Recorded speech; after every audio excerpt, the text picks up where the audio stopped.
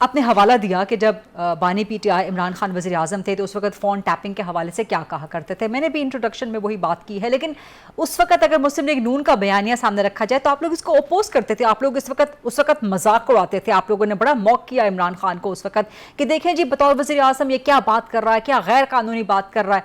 आज वही काम आपने किया, जस्टिफिकेशन क्या है? देखिए, बात ये हालात के मुताबिक अभी जिस तरह की पाकिस्तान में दहशत गर्दी हो रही है, अगर इन लोग वो ये जो अगर अगर इजाजत मिले, ये कहते हैं काबीना ने फैसला किया है, तो ये फैसला फॉर लाइफ तो नहीं है ना। ये इसलिए कि जो हालात है उनको काबू करने के लिए अगर टाइपिंग की जाती है, कुछ चीज को रिकॉर्ड किया जाता है, तो वो इसलिए इजाजत है कि ये हमें अभी इस वक्त दहशत गर्दी का बड़ा खतरा है। वो चीजें बाकी इमरान खान रियाजी साहब अगर इस पे इतराज करते हैं तो उनको, तो मैं कहता हूँ कि आ जाना चाहिए। जब अभी एपीसी बुलाई जा रही है, उनको शामिल होना चाहिए।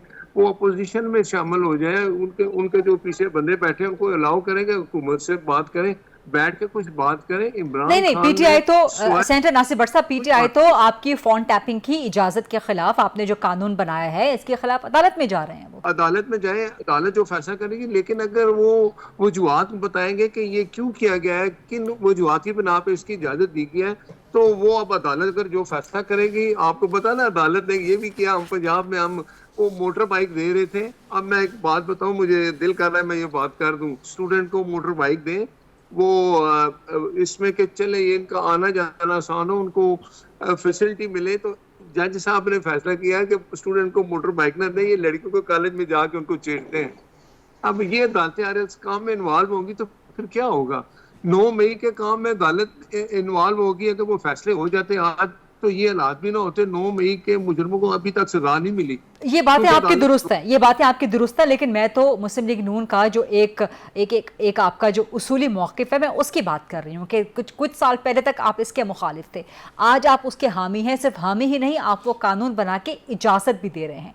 पाकिस्तान तहरीक इंसाफ या आपके सियासी मुखालिफ समझते हैं कि आप सियासी मुखालिफिन के फ़ोन टैप करेंगे या करवाएंगे, क्या ऐसा होगा?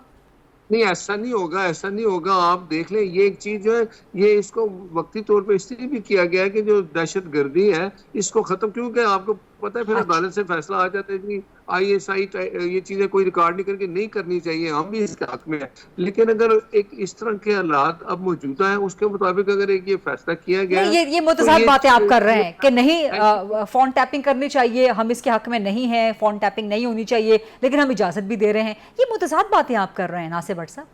नहीं नहीं, देखे ना, हम बिल्कुल इस हक में हैं कि बिल्कुल टैपिंग वाली चीज नहीं होनी चाहिए।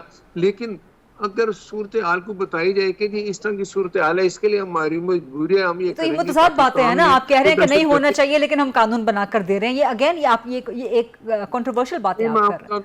आपका हम कानून बना के नहीं दे रहे। लेकिन आप मुझे बताएं ना, अगर हम इस जिस सूरत हाल में हम खड़े हैं, अब दहशत गर्दी की जो लहर चल रही है, इसको क्या हमें खत्म नहीं करना चाहिए? इसके लिए वक्ती तौर पर अगर किसी चीज की इजाजत देती है तो ये कानून वापस भी हो जाएगा। लेकिन अच्छा, ये मैं भी इस वक्ती हक तौर में पे हूँ इजाज़त है? नहीं, मैं आपको बताऊं, ये मैं भी एक सियासी वर्कर, मैं नहीं भी इस नासिर हक भट्ट में हूँ साहब, कि इसमें कोई टाइम फ्रेम मेंशन नहीं है। जो गजट नोटिफिकेशन आया है इसमें कोई टाइम फ्रेम नहीं है। आप कह रहे हैं कि ये वक्ती है।